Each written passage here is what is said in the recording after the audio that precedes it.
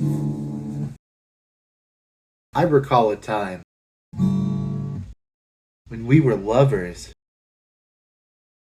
Before you, I hadn't any other.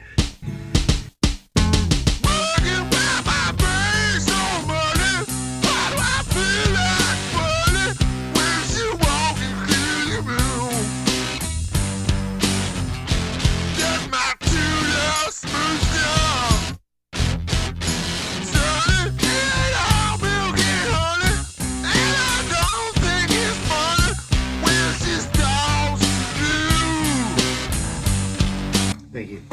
Thank you. Hey! Wow. Bet you never thought you'd actually see my smiling face again, did you?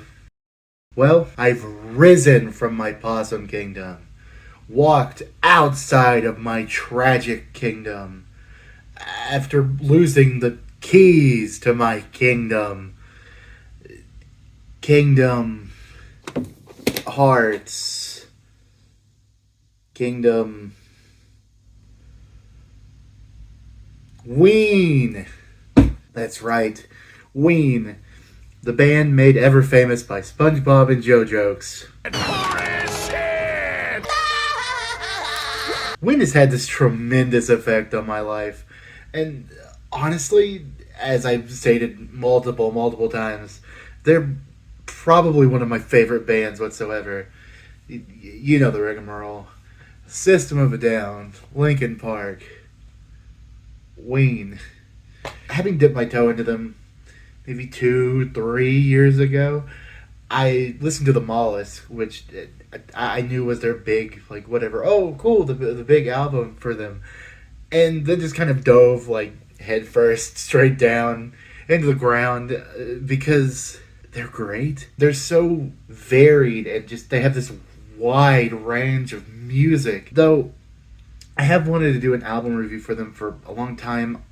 I worry that I wouldn't be able to really articulate how well I really liked Ween. But honestly, I think starting with White Pepper is a great choice. Because this album, while maybe not being as held up to a pedestal as like the Mollusk or Quebec, and not being as gritty and weird as, say, The Pod or Godween Satan or maybe Pure Guava, it's so good just where it is, being this weird stepping stone between the psychedelic craziness of the Mollusk and the dark brooding nature of Quebec, being this weird mishmash fusion. Now, you may be wondering why I'm not really going super duper into detail about Ween as a band, and that's, well, because I feel like this really isn't the album to do that with. I'd like to cover the whole discography of Ween. Of course, not all at one time. I think that would be very, very tiring, at least for the viewer. I know I really couldn't be super duper tired out with Ween because I'm disillusioned. So how about we jump into Ween's 2000 album, White Pepper, and its first song, which is called Let's Begin with the Past in Front, all the things that you really don't care about now. You'll be exactly where I'm at. This song starts off the album with this very heavy, psychedelic, there's this persistent noise that sort of evolves through the song. This little buzzing that just kind of seems to fluctuate and come in and out as the song goes from verse to instrumental. I love that this song just kind of bleeds the style that they perfected from the Mollusk, with the sound of guitar and vocal effects providing this weird swimming kind of feeling that would make any Fish fan blush. The song itself is about being disillusioned and just kind of spacing as you relive the same things day in and day out. Though, this actually uses the perspective of talking to someone who simply says the same things over and over again. Just kind of telling you the same information you've processed from day 1 or 2 of meeting them, with their lips simply flapping on and on. Their meaning being nothing more than just kind of buzzing, which I actually think works beautifully with the instrumental that takes over most of the song. I mean, even the last verse is just the same as the first, showing this repetition. The song is an amazing opener and really just sets up for the tone of the album to come. 9 out of 10. Nearly perfect, but I really don't know what could make it a 10. Maybe a third verse, but I don't know. I feel like maybe the third verse could kind of be seen as meh. The verses just kind of become less important as you go on, as the noise and music just kind of overtake you and you just kind of drift off.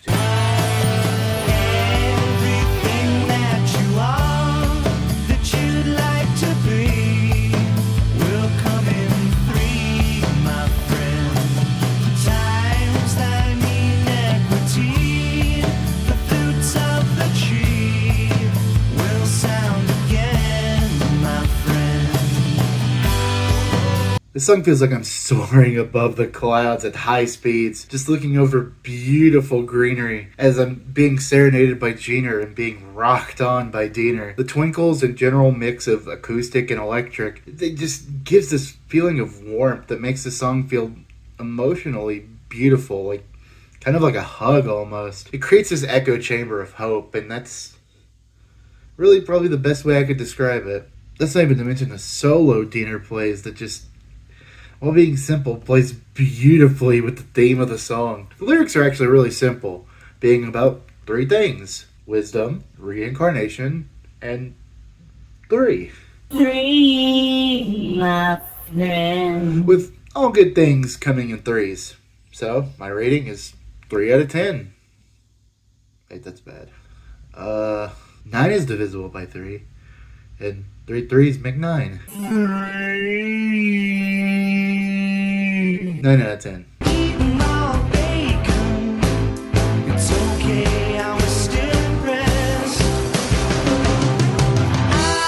10 out of 10. Okay, really though, this song is one of my favorite Ween songs like ever. Like demo, Shinola, anything. This song takes the cake for being just the best song that they've ever recorded. What can I even say about this song that won't make me tangent off into multiple different branching paths? The recording of this track is some of the most tightest I have ever heard Ween. This recording is some of the most just in tune that they've been as a band, as a unit. I love that chunky guitar riff, the dun dun dun dun dun dun dun, like that. Oh, it really fits with this almost kind of show tuney type singing that Jeaner puts on. Claude actually has been on record saying that this was a rockin' performance and that his drumming was pretty badass. And yeah, it is.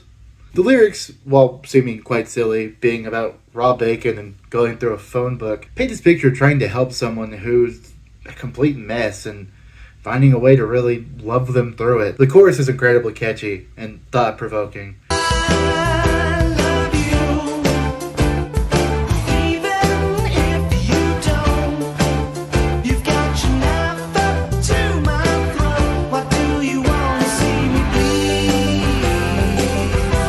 It just feels like the person that you're trying to help is so at odds with you, and you just want to help them, even if that you do love them, even if they don't love you back. It's such a heartfelt topic, and it just kind of sideswipes you, and is so well handled. Like I said, 10 out of 10, and it earns that rating over and over again. Bananas and blow. Bananas and blow. Bananas and blow. Stuck in my Quebec, living on bananas and blow. Oh, yeah. The song that was the idea for this album, which was scrapped because the Parrot Life was not for Diener. The song is a style parody of Jimmy Buffett, with the song being about a washed-up beach bum wasting away in a cabana, eating bananas and snorting coke. The song has this faux Jamaican beach level vibe, like, I'm gonna hear this song in Lester the Unlikely, or probably in some weird teen sex movie where the main character's going buy shitty party drugs from some rundown stand. 8 out of 10. Musically, it's great at what it tries to do, but I think it could use more cheeseburgers, or margaritas, or AIDS burgers. AIDS burger in paradise. AIDS burger and it ain't nice. Nobody likes Jimmy Buffett except for frat boys and alcoholic chicks from the South. Well, my motor's fine, and the train's on top, and when I cross that line, I'm gonna make you mine. I'm stronger as, stronger as, I'm stronger as, stronger as, I'm stronger as, stronger as. The song fucking flies in on a blaze of glory with this intense rock that takes me back to the Ween Satan days. This song lyrically is about Stroke Race and Dick Trickle and how they both smell like shit. Not to get too off topic, but actually, upon doing research for this song, it led me to find the old Ask Diener site. And I learned some of Diener's greatest secrets. Like, what cheese he likes. What equipment he promotes. What prog albums did he really like? And, of course, what the hell North Pappy Flappy was. Tallahassee. It's Tallahassee. See, I managed to tie it back in. 7 out of 10.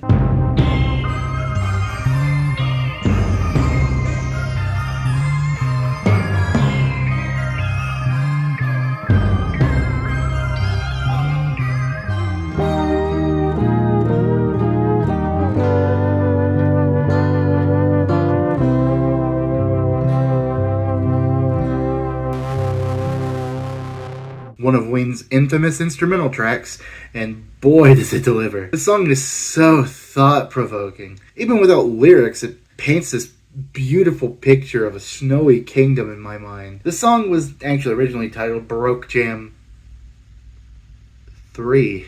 Oh my god. All kidding aside, this was actually featured on a demo tape that was stolen from Diener and Jeaner. And while I do love the demo version, I think that the actual mix and mastered version that you hear on the CD is just so beautiful. It has this almost weary sounding song that's being played through, I would immediately go like gramophone. The picture I usually paint is this icy kingdom where everybody's kind of frozen in time.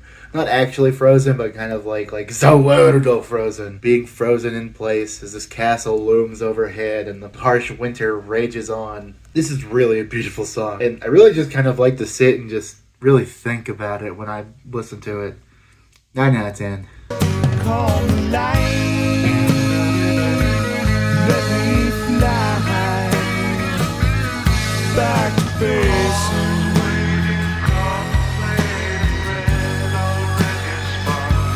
This song musically has this feeling of longing and wanting to go back to this time and place in the past. And it's really helped with the lyrics, actually. Yearning to go back to base. Even bringing up a dancer who's lost her leg, losing this vital part of her life. Now when people bring it up in passing, she just kind of laughs about it when internally it's taking its toll on her. I won't get into the intricacies of myself and missing limbs, but I understand that pain. And the burden of wanting everything to kind of go back to the way it was is a very human feeling that I'm sure all of us have felt at least once in our life. Musically, the song is very slow and melodic, and Jeaner is kind of putting on this voice that really, I don't know, it just kind of shakes me to my core. It's beautiful. 10 out of 10. Another perfect song.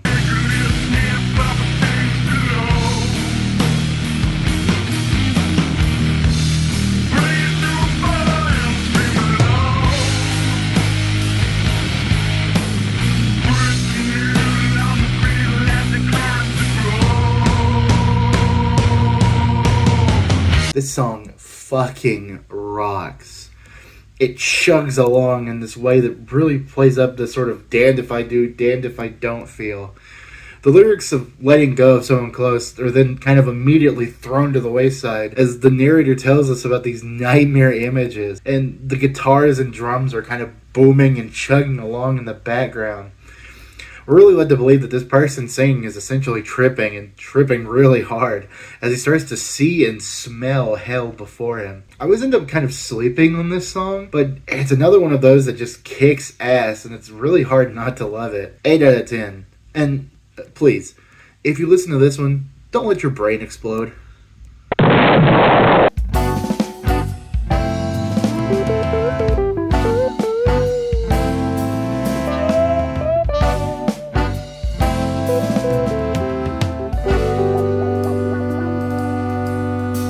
The whiplash is real with this one, as Dieter tells us of Pandy Fackler and how he had a fling with this nearly comatose cotton candy eating woman. The instrumental has this almost kind of theme song feel, like I just turned on an episode of Full House or Friends. This is just another day in the life of Pandy Fackler, dancing until almost comatose and sucking dick. I think this song instrumentally is everywhere, and it's so great for it. Glenn absolutely fucks it up on the keyboard. The way he manages to kind of just go off the rails but still teeter on the edge, it's one of the beauties of Ween. Another great song. 8 out of 10. I think my main gripe with it is that it just kind of goes on a little bit too long. Like, if I'm listening to it idly, then it kind of flows by. But when I'm actively listening to it, it just kind of, I don't know. It feels like it should end a little bit sooner than it does, actually. But that's just a little gripe.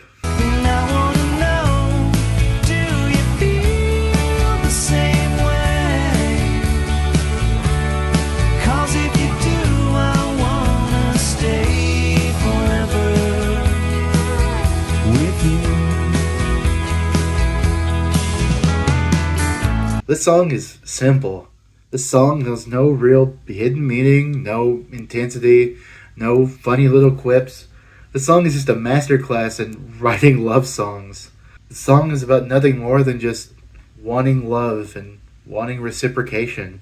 The way that the steel just kind of howls in the background like a dog on a porch really brings in the whole country vibe of this song. Jeter sings his heart out, wanting to know if you do feel how he does. Because if you do, then you don't have to move on to something else. You don't have to change for him. You don't have to do anything. You can just stay forever. And that's beautiful. 10 out of 10. This song is so sweet without being sugary and sappy. I genuinely tear up to this song. It's just, ugh. I was wrong. Falling out, it's the end. May as well have never been. The cards are up, the chips are all cashed in. You won't see me again. Don't consider me your friend. Falling out, look away, it's the end. And on the other side of that coin, we have Falling Out, which is another incredible song for reasons that really aren't so simple. This song, as evidenced by the title, is about falling out, though with a little bit of complete removal of the situation too. It paints this picture of harsh reality, and the singer talks about how he's been nothing but backstabbed by lovers and friends, and he's done with it. Nothing is left for them because time and time again, falling out has been all that they've done. And now, the cards are up and the chips are all cashed in. The singer is simply gone, giving a simple wave of his middle finger as the honky-tonk sound walks him out the door, closing on a relationship that probably shouldn't have occurred. 10 out of 10. My second favorite. This was for good. She's your baby. She's your baby. She's your baby. This song, as well as Falling Out, leave on this note that feels dark and really sets up the atmosphere for the next album. This song, while never really having been stated as having a reason, doesn't really need it. If you're a Ween historian like I am, you know that shortly after White Pepper, Gene would get a divorce from his then wife Sarah, and it's really a far cry from the love he was talking about in Stay Forever. Though apparently that song is about Jack Black's wife. That aside, the song actually seems to be about Jeter's daughter and how she's his baby. The title being both an endearing term and seemingly a bit of ammunition towards Jeter himself. It's truly heartstring plucking. And the way it moves instrumentally is just beautiful. Being this simple acoustic song with Claude actually coming in on drums, which, I mean, he has been, but with brushes on the drums instead of actual, sticks. This is truly a beautiful song that would go on to foreshadow kind of most of the darkness that Quebec would follow. Though while Quebec has many different things going on with it, one of the big forces for why it's so dark is Jeter's divorce. While this song does try to kind of end hopefully, it really can't, because the next album just kind of proves that it really didn't. 10 out of 10. Perfect track.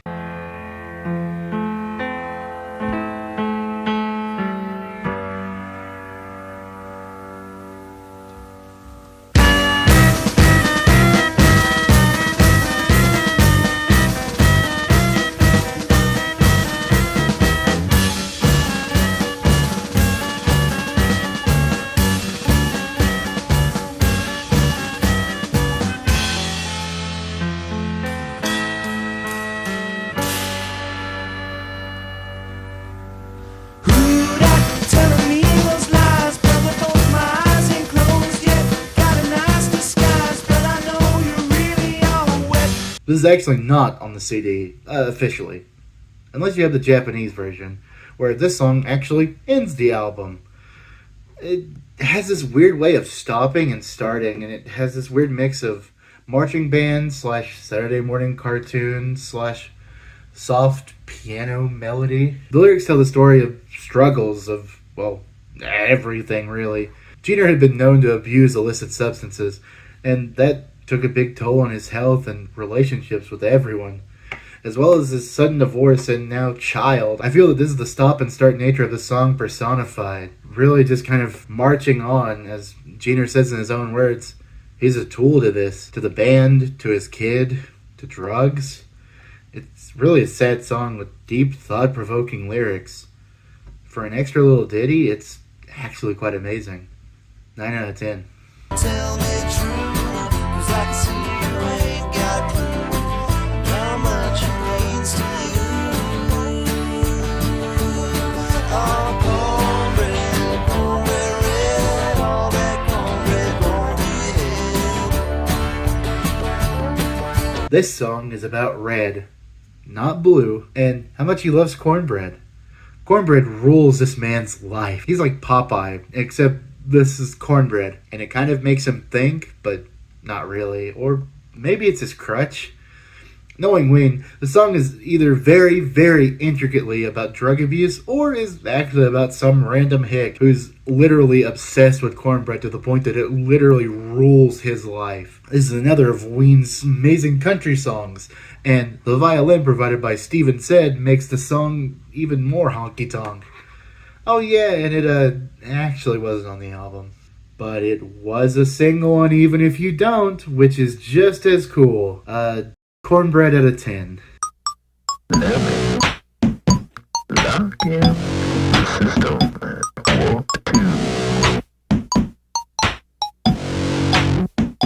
Doing this album has really just made me want to do a full retrospective on Ween.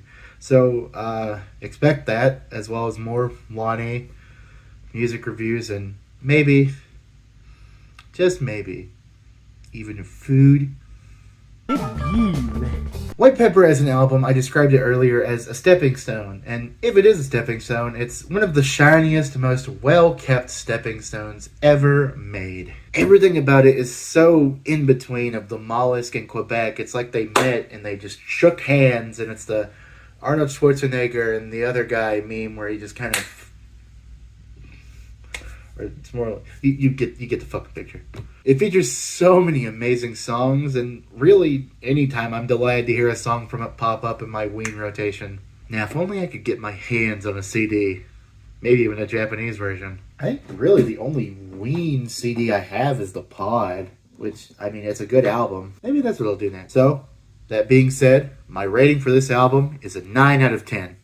So close to being perfect, but I feel like it doesn't just have that sort of gut punch power that both Quebec and the Mollusk have. I'm sorry, White Pepper, but you do get a silver trophy, which, I mean, hey. Maybe you wanted a brown trophy, though. Either way, if you like this, don't forget to subscribe, like, comment, do whatever. If you actually made it this far, leave a comment saying that you hate Jimmy. Yeah, so, I mean, be on the lookout for my multi-part breakdown of Ween as I become even more of a fan. And, yeah, listen to me on Bandcamp, or follow me on Twitter, or don't. I don't give a shit. Bye!